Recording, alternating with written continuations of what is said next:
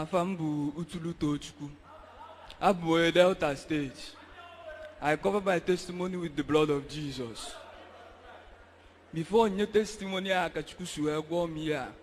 Obulos also walk Gwomia. If all men and Dumelika. I can be to church na Janualia. Manio men and before go testimony, and I try to malu nebi from childhood up to last year before Gabe Weber Toyota Mia. Moi, beginning from my childhood, and one stubbornness. In Cabuna, I draw son on way the stubborn Kaliamwana by in Cabuno who self, even not challenge my mother, my father self, even my brothers. To the extent you cannot like yourself, Munaki self, and where's no problem. So, never the teen no grow up, a teen Naman Saba. A German Saba na St. John Eba, or Kumutevena Koalun. In Sidia, Melo, in Sidia, but ATM na seminar in pass yao, and Yamenta Viages gum Pia, my dad Danoya. From there, in Siaba Wafu, I see ATM na school, ever call Casenjo. I was supposed born na school before I finish secondary school. As I so many things na room self, Yipa, one chief evidence in Yipa. Say so many things in our room, even when they are even self Bakudia court before I finish secondary school. More boy black ass of my years. Yotago. Before I finish secondary school, I will go my own gun and my own private seven ass. So, maybe that life before all I chum na secondary school, come and feel language in CDF. But as if I do my even self, now outside different, I prefer come myself. And they kill him. Because only a guy has seen Kusuno culture because before I had to a problem. To the extent before they finish even self, I know not school self. I was saying why I not learn a school self on Esawa. Name me for Bonazula idea. One day, Chalo Lapia, Lapu, Jagango Fuku, Jaganku. If Chukusim more but 10 years and that before your testimony and Anga Kualunu, the Madam of Maudindum maybe from childhood. Well up to last year in car before I went to Yata in Makoli Imana, the more sim Namakoli of I may die and I won't receive my full healing from here. That is why in Juana Kyo to I just went did it. So before they finish secondary school, I'm not for to Ganyan because man debe. Mpia osbo miss ndebe mpia I dey walk nka ugboro na even self na the old neighborhood I be say pharmacy change ya from there and I akpozi mo onye obodo na onye mpialo nsia o some people self na atukuzi m egwu nsia na nka bro problem just before na posidia kan na putasi from secondary school my outside wire, get a best my practice. I get jello exam, course all the problem. So why go look there same time? Must still look on the course of your dear. Even to the extent now, I'm going to so many villages. I just see exam, now all of my dear. But JTF for Putalofun and Nigeria, no my catchibata beside rivers, that poor Johnson. I'm Fapialong. Makefa call to Maka and Kanka. Bam is wood, ma still I demand one. A will go in and didn't a bello putam. To the extent that nature when my friend and Batanaya, they been beside on each other. But the moment in Chicolia, but at home with the more mamwe. Ono Katasimke, no with an agua, no with French Bataya. Or the baby packing gongo, and don't know my costly distraction of fear, a man so wow, ya, oh go. Njini but I know no, and I seen a baby on the side the road, man. I know Mudia, so I did my Oboloichi join the mother. I invite some of them. Manding cannot see my kif and messing by sometimes I won't in jail school, Kija deliver. Because it may go better, as no case you could know, you better the game, you may pay your dues. Manego go, a gun or think it came a word, or by female. Iti ponti walusi rueu wena aga what go moi we puta woluko ba ife me mo puta ba street ni ife ni ne again kwa my way dia oduko onwe ife kpuchi ma onwe dị fe na akọ nna anọ amago m na okpele niile ekpugo m wee je sometimes nna m kụzifa m sifa ka ije ka ọ ghara ịbụ na ya achọrọ m ije ka ọ ghara ịbụ na ọnwụ nwunye asị na achọrọ m ije onye abụ na achọrọ m nche amago m na ekpele niile akpọ ma ndị na-ekpe mma m na-ekpe nwụrụ onye na-adị ekpefọ nsi nu prizin nke a mpụtaba nke a nsi selụ nke a mmapụtaba nke a problem ego a na-enwele nwa na famili a na-atatu ọ bụrụ na ya enweke ego to the extent na mis m sef last anụ nke mba ọ na-ebede akwa na-ele na pia sef ka ọ ma m wee gee narị ya wa mkpa ka o tinyekwuo n'ego ka ama ma ga ebelụ m ịghọtago nwa na-emezi ife niile akwa ma stil a na-agwa m ịbụ ndị belụ siri m sef ibelụ m tata m pụta echi ya na-asị m kpọọ gị na fonu na ibelụ m na ama m onye ịbụ nọ my uncle m atụpụrụ gị ọnụ sef na-asị gị na ụtadị m na to the extent my uncle bịa na-eme na ọ na-eprichi bịata ya dị bịa na fụ na mmiri adịrọ fụkwa na ọmala ebe nsi na-abata ya dị na-asị m mmiri mee nke a mmiri emelụ nke a nsi aka ife ọ na-aka ebe mụ na my senior brother nupụgoro ọgụ n'ụtụ ọ na-asị ka ihe onye a na-akọ ọ bịakwa na-asị m mmiri mee nke a na-adị m anụzi ọ na-eme m bikos ọ na-agwa m na o mebiri ife mgbe a mmụọ nsọ wee mesịa jibịa nsị a na ọ dịli ya mma otu a ịghọtago so onye nwa eme ka ọ were liti intimidation to the extent nkwuo ya ife ọ na-atụzi ụjọ ịbịa ọnịcha ọ na-abịa ọnịcha ọkpọ fama nne ya na nne ya sef o nwere ike ọma abata o nwekwu na na-ene anya na-asị onye a nwee smobodi na-eme ihe ama na ihe a na-akpọ mbụ smobodi big engine nya smobodi big engine ya ma ife megidere na-akpụ m omu onye obodo onye mpịalụ ngafe onye obodo onye mpịawa ọkpọmfụ na Jizọs ewin go mmadụ nọrọ otu a Babafa so that all the guys. Onwere ụlọ ndị achọwo nna echebe ma front line efe ebi m ebi di a nwe enyi nwaanyị sef a na-akpọ m na fonu onwere ụlọ ndị achọwo ma epaso ma fama onwebe ụlọ ndị achọwo there is no prostitute house you have never go.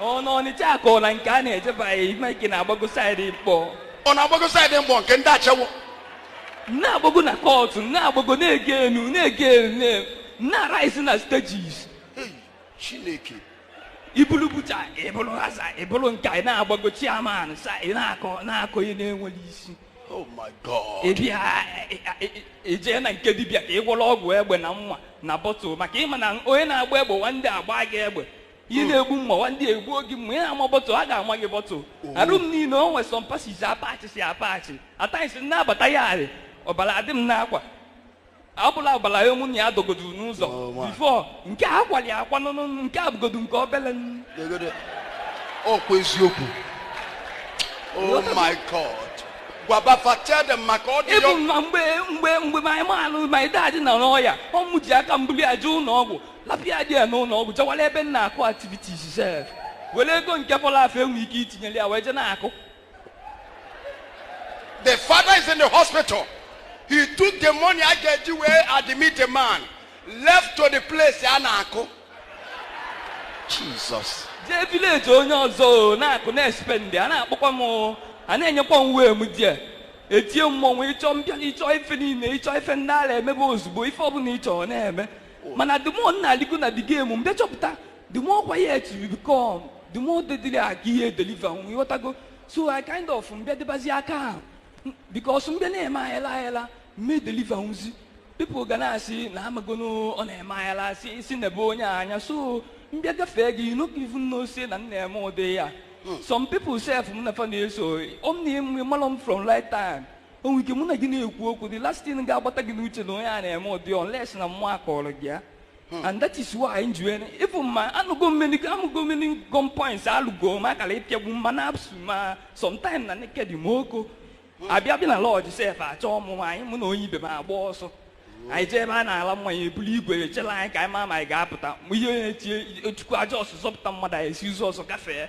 ị na-apụta na-ene ndị kwụsịkwa n'ọnụ ụzọ ị na-eme baga na ahịa eze apache tutu ị na-eme tingo na onye a ịmakwa ego enyelụ gị aka ịmụrụ ma onye ije pịagbuo ma onye bụ onye ga-abịa enyelụ gị aka. Oh my God. Ị na-aga na abalị bụ nke anyị nụ na onye ama ataịnsị agbasa ebe ataịnsị nọ n'abalị a na-asị ndị ị na-anala onwe gị maka abalị ka ihe na-emekwa onye gị na ya na-azụ abalị bụ anyị nwa na-agị anụnụ abịalugo oji ikpere na be gị na lọji ị ga-ego Oh, Jesus. Mua agbago drug niile mgbe agbago ma white gbasa afia se mebensi ma ife niile ma nke syringe ma syringe ka nchozi ime last bụ na no just na ejisi m detin ka mgbanye ọjọọ so gbalie n'aka m therapy na-aga elu. Jesus. So nwebụ onwe ge drug ị ga-akpọrọ m na nga esi na mmụọ etinyebe ma nke m na-ejizi aka m eme isisi mmụọ bụzi dọkịta na onwe m se mpụta prescribe ọrụ gị ife ị ga-abịa ọrụ ntinyelu gị ilie finance automatically abịa gị na You used to miss. You miss something for people to be high. Now you have learned how to miss. Hey. They are missing before for you, but now. Mmụọ na-ejizi aka m eme isisi ndị mmadụ. Hey. One day land ago. Mmụọ nọrọ otu a nọ ijisia school ama m gburu m gbagoro ọsọ from many school. Oh my God. Ọ bụrụkwa na mmụọ anọ dị school mana a na-anụ na dị school. So mmụọ abịa na-aga ikuzi quiet ka mma ma mmụọ ga-ezobenata. So many gun points even ma na-azụ anụgo otu a ka akụọ m the slot ekwela apụ and ka ihe niile anya n'ime efu slot na na-eme m dị aka ịghọta na m ife nna agwa gị ọ dị ọkwala akụpụ kụọ m anyị na otu alụrụ anyị alụ. Oh my God. Ịghọtago Call on Jesus, Aka. Clap your hands for Jesus. Can you face Jesus again? Ngba, never kill him. ka nkwụsị ka mgbakwu ofu Ngba, biko. nke ọzọ last one m pụtara prison nke efo na last bụ na last year August ebe a They put out the ka m prison. pụtara prison and down August kwa onye ọbụla bụ jọji n'ebe a n'August ọ dị judges na lawyers na-eje temporary leave adị ebe elu mmadụ n'August till September mana anọ m na prison si Chukwu na ọnwa ebe ọbụla m ga-eme nwunye testimony wee si ebe a wee mee m ka m si ebe a pụta n'ebe a ka m ga-enye testimony ndị ebe a ka m ga na-abịa ụka. Oh Jesus. Ọgọst amalụ m ihe mee ndị lawyers na-ana ife na-aka ịkọ na-asịfa na Chukwu gwa m na m ga-anọ n'Ọgọst a na-asị m na-akọ na m nwere afịa see na njọsụ n'isewa ịmara ife nsị ọnwụlọ a na-esewakwa ịghọtago mmụọ by God's grace Ọgọst anọkọta bupụta akwụkwọ m na court from there discharge ahụ mmụọ awaba. Oh my God. mmapụtazie nke Ọgọst efo ma still ndị ekwere m zuo ike akpọbakwa m nya ma efu ịnụlụ otu a na-ekpe ekpere ka bad friend ghara ịbịalụ gị. Pray for bad friends not visit you. Ịghọtago as no bad company corrupts good mind. Yes. Ịghọtago nwanne ike idebe ajọ ife automatically ajọ ife ga-ama gị alụ because all from ajọ ka o bido ka anyị je ka anyị fụ ka anyị tinye alụ from itinye alụ rise ya above amagodu m ọkwa m nọ na to the extent na o nwere times m bịa ebe a the first time mgbe o nwere bangụlụ ndị agha ezi m na-eyi ị ga-ama ife imegide yiri that emblem so proud na ị ga-eyi nwa ya others afụ gị sef nyekwa gị wee ego nwere ị ga-abịa sị gị ma ọ bụ ka a drive gị ma oke mara ụdọ ọkwa na mmụọ ahụ nte gị isi. Jesus. Oh my God. So even last December nke a m pụtazie onye aba December akpọọ m si m nwanne na mmụtabakwa na eke ebe anyị ga-agbali ego December ịghọtago n'ọkụkwa menụ na-alụ nsị aka ebe ọ na-eme nna ahụ n'ịma na mmụọ aka doye nsụlụ ilu n'otu na mmụọ aka mapụtasị ya aka ebe ọ na-eme ọ sị m na ọ bụ n'ọnụ ụzọ Owere ịghọtago ka anyị gbaa Federal Road ka esi agba by 4 ma mmopo ịghọtago ka anyị wee gbala ego December nsị a na onwelọ na ihe ọma bụ mmụọ bife ejizi aka m na-ese telefa date sef na mbọsị m ga-abịa apachigo m nọọ by December azị n'ọsụsụsụ date ka mmụọ hazizi onwe m ọfụma onye efu bute m ya wee pịatuo m The sickness, yeah, because they are planning to go to pịatuo m di ya the lottery for the highway. Jesus. pịatuo m. Call on Jesus, Aka. This is a wonderful history testimony.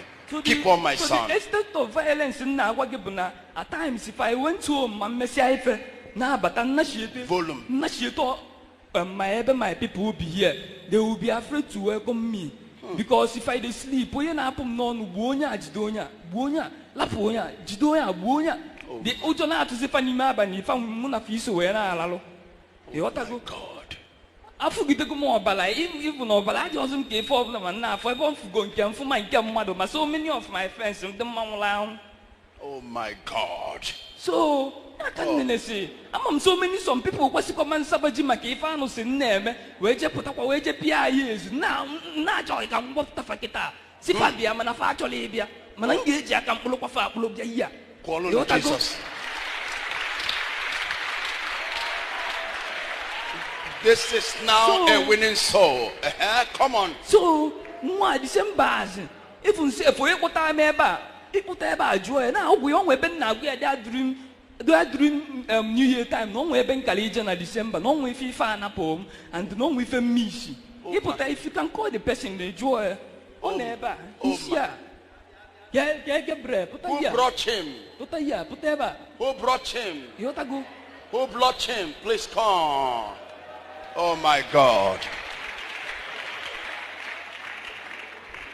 I remember when we are in street like this, you can never exclude yourself. We are one like this. Oh my God, you are the one that brought him. Yes. Oh, welcome. This is our church. You are celebrated today. Thank you, sir. For he that winneth soul shine like a star. Thank you, sir. You save a soul today. Many has been saved when this person is saved. Many will not die today. Because if this person continue, there are people that devil has mandated that this young man will kill. Clap your hands for Jesus. Continue. So even to the extent na mbiakwa mapụta street emeka ofe efu mana nnya amago m ụdọọlụ nzọ si dị ma ndị ya na onwe ka nwanne eso m awụsịa gị even sef ịkpọrọ ndị task force bịa emesi elu odi ya ebelụ m na White House efu m pụtakwa okay malụsi fe nna agwa gị laptop apịgo m laptop ife efu ọfụrụ ị na-alụ mmadụ ego iweta sim kaadị ha akị akaụntụ mmadụ wepụta akaụntụ nọ m bịa transfer ego emego m ya onwe ife m ga-apị na foonu gị ha akị Facebook gị sef I can't lie here. Oh my God. Oh, Jesus, our win soul. Clap your hands. So many things. So, onya abia potam anaya arwa, onya abia visit him na house. Oh my God.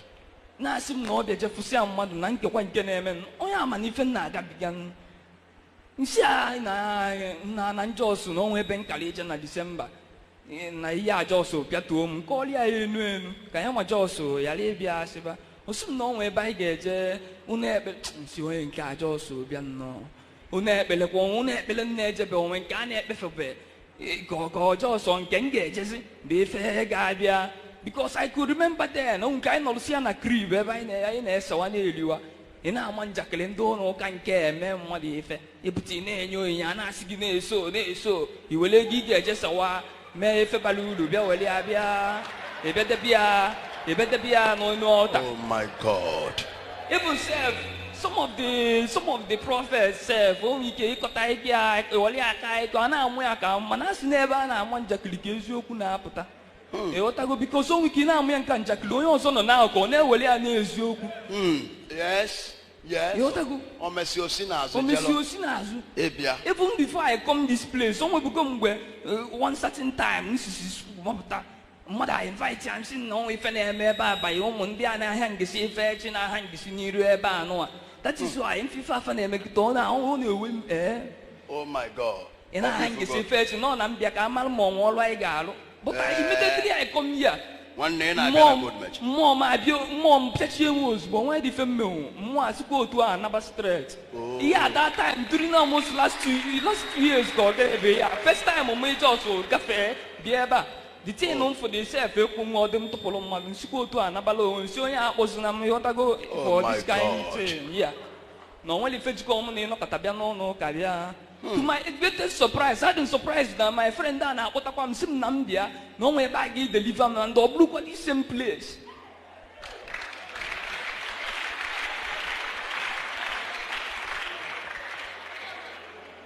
So sometimes you gotta be careful the words you say. Honor the very powerful. Yes. Even the words you saw upon prophets in Amalo, Bolongo anointed. Yes. You are not the one that anoint them. No long again. Just so before come to church, but anime church, hear the word. You go outside if you want to preach to others. Preach on to the unbelievers and go your way. That's all. Do you see? For the first time in my life, I'm opening the Bible. One way Bible a friend in him before. In Snonia herself, all the Gomalife. Bible na no una someone not at a Bible as gift to God in him. Oh my God. Jesus arrested somebody. Eligidego m ego bata otu a nke bụ na my extent bụ na ihe na-eko m bụ na ego bata otu a ma akwụsị activities ma ọ bụ apịta ego na ịmụ ife laptop one before it could see can go make him reach home the money go finish I no go even go waste time a fight bakwa so if you gonna job for survivor you need the money na akpa I no be moto I stop worrying because na see ego but to my greatest surprise up till now no I never find them I need to do anything but when peace and inner mind nya adu mo yi Oh my God. Tadi oya si we bute m here onye abịa kpọọ m si m na m bịa abịa bulu m bịa prayer line mmụọ doubting jụ m n'ime m na ịkọba ndị na-enwere unbelief spirit mmụọ onye izi because chukwu mana mmụọ abụ onye izi wee welukwa ebe anụ ma ya ememuru kos wee pịalisie nya ife ọpịa ma adịrọ mmụọ to the extent na nna alala ụla sef nwanne ọ na-apịa m na-agwa m ife m ga-ejekwasị nsị Oh my God. mbịa otu a ọ bịa kpọrọ m mbịasịa prayer line man of God si ama ozi nsị ha ozikwa m exactly na-ahapụ ntụ n'ala mmụọ m tatuo onyoo ya mgbe nkịtị nsị ka nnabagodu nnaba because ọ na-abụ atanya some niile na-anya ọfụma I know they talk too much if I come here I be one kind person due to that spirit of ife mgbago what I go from how many years I've learned to be some kind of quiet but here I belong mom dị niile bụ nke anyị fụ na-ekwu okwu na onye bụ the main spirit To preach the gospel. so mbịakwa ebe anụnwa osisi m dị ozi nye m fasting mụnwa na-emenube fasting n'ụwa m ntinye wee fọdụzi ya nke bụ asị 6 to 6 nsi n'ebe a ka okwu be nwere ya nje n'ahịa dị nsị ka ndebịa nsị mba n'ọkwa nsị chukwu na onwe ife mkpebi chukwu si ya na and asị m chukwu na prison si ya na nnapụta na ebe ọ bụ na nye testimony change na m ga-alụrụ ya ọta na m ga-emeli ya ihe Oh my God.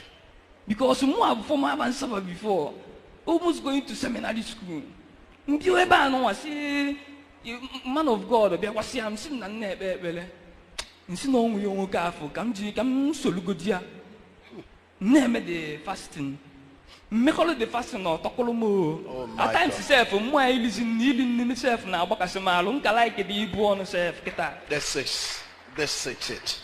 Hallelujah. mfụbazi anya ife ụwa nna-achọ ịghọtago na jos nse eti onwe m ọ na-efasilen jos na-agba spid ekwensu jos kpuchisi ama ọnwụ ụdị talenti m dị ọnwụ ụdị kreativ m dị na-ekwensu oge mmụọ ka m kọwalụ na ọfụma ndị n'oge m na-eme ife ọjọọ to the extent na mpụta na-akọwalụ my group so many places ọ ya bụ otu ya ekwu na ebe ị ga-akpa mmadụ aka na-amaghị na na-eme ife ọ dapụ ozugbo instantly Oh my God. abịalụ gị ebe a ga-azụ gị ọlụ kịta na anyị n'idi ọ dị asụsịa gị ma ama na anyị nwa bịa sef because ọ mgbe a ka ọ ya abịa eme anyị ma na-abụ ya ka iwee konwu anyị ka mana nke eme akọnwụdị ife mee gị sef a na-ejesi n'abalị onwe ike agbasasị oke wee bụzi ya na mgbe a na ị na-anazi leti wee fụzi ebe grupu jụ bifo omume etie mkpu onwe ike si jee ejide gị mara ife a ga-eme ga-achụkwago gị achụ mana that kind thing esunube fọweli ego nke a because mmụọ si fa na ọnwebe ife ọbụla si n'ụka ịghọtago mmụọ ga-etinye aka rie ife dị ya onsi na ọkwụlụ ọtọ. Oh my God. Clap your hands for Jesus. So I kind of ekwensu just useless ya Oh my use God. my creativity nya onwe fa na-akpọ ihe efu ndị ọcha na art ọ ga-aba apụta asị sleeping gas ma ọ knockout gas ekpuchie gị imi o nwere small ingredient nke hotel gị ma isi elu gị ya ọ ga-adị effective as that one but ọ ga-adị but of low quality mana ọ ga-ana ọkụ mmadụ out. Okay, mara ebe m na-agwa gị na even self on time nna achọsi jos ways ka esi eme onwe mgbe ijesisia nke ndị dibịa ma ndị eze nwaanyị a na-akụ elisi ebe anyị na-eche ihe ọgwụ na mma ma nke dibịa mfo ma ogidi ma mkpọ ebe a apụta na-akụ elisi gị ṅụọ nke na gị ṅụọ nke a ataisi ọ bụrụkwa nọ nke m ga-aṅụ mpụtakwa chukwu azọ m n'iru ebe m na-akụ activities ataisi a na-egbu m mma sef ọbara ma apụ m n'alụ ọ bụrụkwa ọgwụ ka m ji mma na onwere ife ṅụ atansi a na-egbu m sef ọbara na-apụ m n'arụ nnọkọtazi ya sef lapụ kraụd gbọbawa mma nso ama m ugboro one sef apịatụgo imego ime ka ị na-eche n'ọnịcha egbukasịa m ma stil ejebeghị m ụlọ ọgwụ for once since eji bebe m ihe ama ọsị ka m cheki ọbara m mana ịkpọ m mmapụta n'elu gị ilu si ike ebe ọ na-eme anyị ejebe di ya. Jesus. Fall on Jesus. I can clap your hands for Jesus. Don't worry. The Bible says there is a joy in the heavens when a soul is saved. When a soul is repented. Let's worship Jesus Christ. Let's praise the name of the Lord. This is a live confession. You don't know where to start. So, mbia noluzi ahia mbosi nke mbia zi last Sunday nka mbosi aka nma na mmụọ ya na atụgo m mkpọrọ ya nso aja ọsọ o welugo m kechisi ama aka to the extent na aga n'ụzọ mma na mmadụ keke gafee m na akụ ichetara m onwe ike m akwụsịlọ keke gaa njide ngụ ejide ma ọ bụ m na onwe ndị m na-asị ị ga-atọ dadị but to the extent na nna aga even sef mmadụ gbokuzi ama ike taa times ife na-eme m mmụọ amụ gafee mommy ịbịa mee m ofe ife ma nwere ife m ga-eme mmụọ amụ jos gafee I can't even feel angry again. The spirit of violence dị n'ime m ma onye ife ọnwa mgbe ọ ga-abụ mgbe anyị ngụsị ọgwụ sef na-agba ihe na a na-agba ya iti na snu ijiri ego ị na-ọbụna ji nọt mgbe egbe ka ị nweta iji na-atụnye ka e were wee je gbaa ịfụsị ya mmadụ ibe gị sef onye na-adị eme ka isi eme iwe a na-ewe gị ebe mmadụ nọ ya na-afụ mmadụ iwe a na-ewe gị. Oh my God. Clap your hands for Jesus. So, during nke last Sunday ka m bịazi chọọchị ị ga-ama mmụọ na-ebunube Baịbụl wee agagharị n'ụwa mana m na-ebuzi Baịbụl jọs na-agagharị. Hallelujah. Somebody clap your hands for Jesus. I'm not sure you are clapping your hands for Jesus. So, last Sunday ebe m nọ n'iru oche ebe a one of God just rush ya out of nowhere just tụọ maka kpọpụta nsị m nọkwa m ejego ụlọ ọgwụ na ọnwa ọya dị m n'ime alụ na nne na ejego m n'ọnwa na ọ na-eri m nne n'ime alụ ọ dịka onye ajọsụ nsị ka ebe isi fụkwa m amazi m jos yes sabi ife na-apụzi m n'ọnụ ife nna anụzikwa bụ omee m ife a gbiri ekwensusi m na-alụ wụọ dịka ọwụfe nwa nke na-awụba n'ime ebe enyi nsi oke na ọ na-eme ebe a rice wee nwalisi onwe m faina wee kweta na ọ na-eme ebe a. Oh my God. ebe efo. Put your hands together for God of intervention. This is a wonderful deliverance. You have seen all the confessions. You have seen the testimony. Our brother was delivered from the hand of the devil, from the hand of the enemy, from occultic Somebody with your hands to Jesus. from disease and sickness. Remember, Jesus must arrest you with one thing. These are people that have been doing a lot of things. He's in a courtesan. He's an armed robber. He's thief. Devil have been using him. That is why that is why he's speaking all those language. He's lying. It's opening up. It's a true confession of his life. He's proud to say to you, I am a courtesan. I am a courtesan. We have been holding gun. I have been in different prison. But one day we are planning to our robbery. And Jesus said there is nothing. Because Christ knows if you go to that mission, he will not return.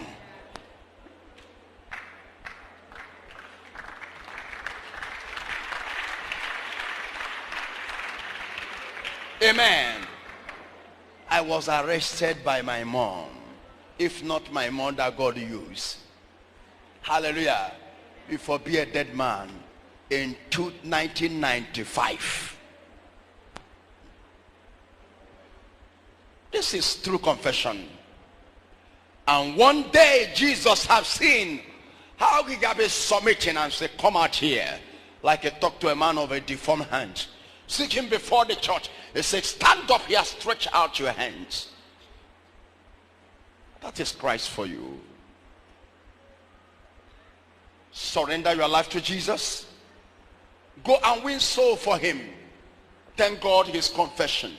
He said, now I know many of my friends Those are ordinary human beings, but they are deceived by bad companies. They are calling themselves Ayeka, Ayezi, A1, A2, Buka, Bukania, Danfo driver, all these kind names, taxi driver, yellow black nigger, black ass, all the nonsense name.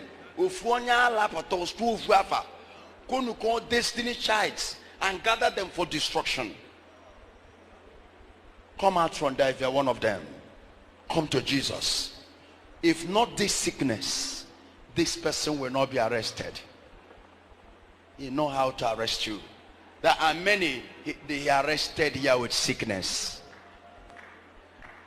Many of them. Jesus wants you. With your hands to him. Let's see the video when the prophet walking on Sunday powerful night. I saw you in hospital.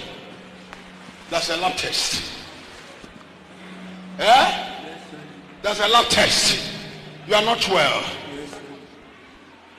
You see yourself macheting, drying. Yes, Daddy. What did the doctor tell you? Because I'm saying you are taking drugs. Yes, Daddy. Different drugs. Yes, Daddy. But you are still sick. Yes, Come. You're under attack of witchcraft. They are taking blood out of you. But right now, I am condemning them. Right now.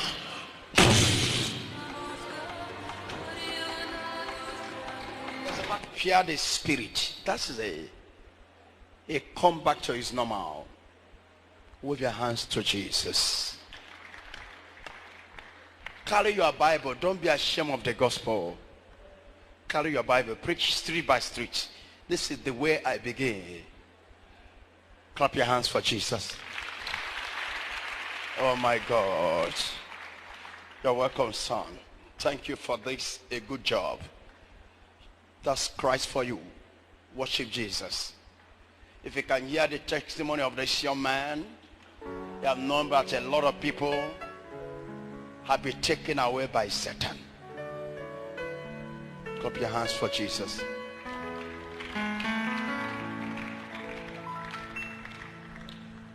With your hands to Jesus.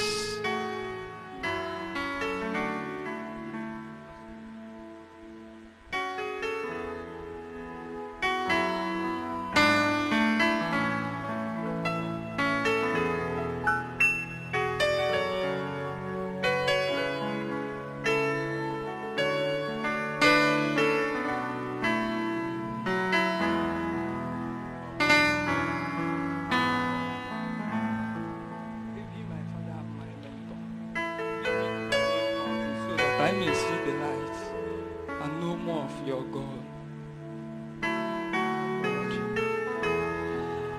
He's asking for forgiveness. Anyway, he have doubted me a long time ago. Please let me forgive him that he have come back as a true son. Let me choose him as my son.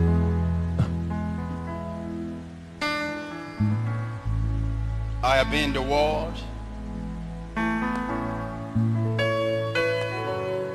I have been in such communication. Thank God for the Holy Spirit to arrest me. That is why I'm so stubborn in what I believe about Jesus. I don't look at people. I don't care what people say. I know myself alone. I can fight to the end. Don't for what I believe. Why? Because I know that people did not know what is Christ. What people know is church, but they don't know is Christ. I receive the Holy Ghost in you. Stand up and receive the Holy Spirit. I'm sorry. Everybody stand up and receive the Holy Spirit. Anointing, follow me. Anointing, Oh, anointing. let the power Of the Holy Ghost, follow me.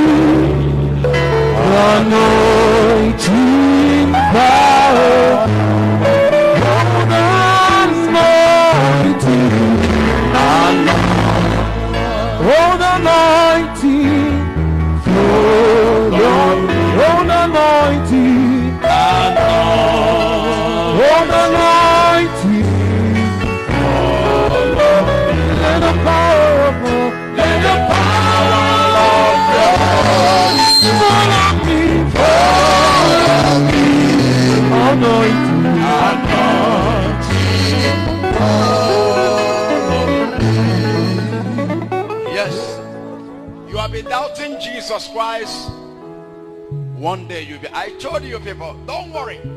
One day your lab test will come out. You're doing a nyanga. Guy one, you're deceiving people. I may deceive people because you are a Facebook, you are writing. Nonsense. You will be arrested. There is only one God. Your grace has found me your just hands as to I am. In the presence of your majesty. Somebody lift up your hands to Jesus. Your grace has found me just as I am. Oh, in the presence of your majesty. Oh, majesty. Majesty. Oh, majesty. Oh, God, oh, God.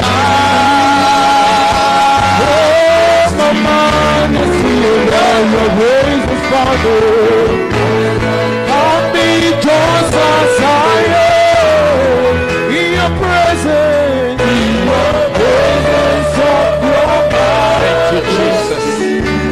Thank you, Jesus. You're welcome, son. Go and wait for me. After program, see me at the altar. I'm coming for you. Thank you. Go and wait for me. Thank you. Let's work together, all of you. You must help me to this work. Everyone, please, let's gather together and raise our World Miracle Center. This is what God gave to us. If we like, we address it well. Watch all my miracles. It's for you. There's no miracle that is for me. If I ask you for money, it's for building your church. After the celebration of these testimonies, our mommy and sister Amaka Mbei will come for a testimony, and sister Okuchuku Amaka will come for a Thanksgiving. Sister Okuchuku Amaka will come for a Thanksgiving with her daughter. Then our mommy and sister Amaka Mbei will come for a testimony. Please just start to come out, all these people. Start to come out, all these people. Begin to come for your testimonies and Thanksgiving. Why the following families will pray for their child education.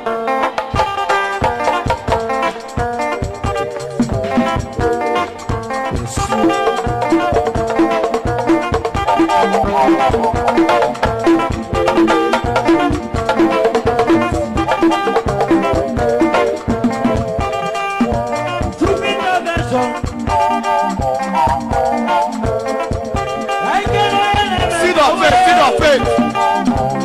Seed of faith. Seed of faith. Let's look at the testimonies.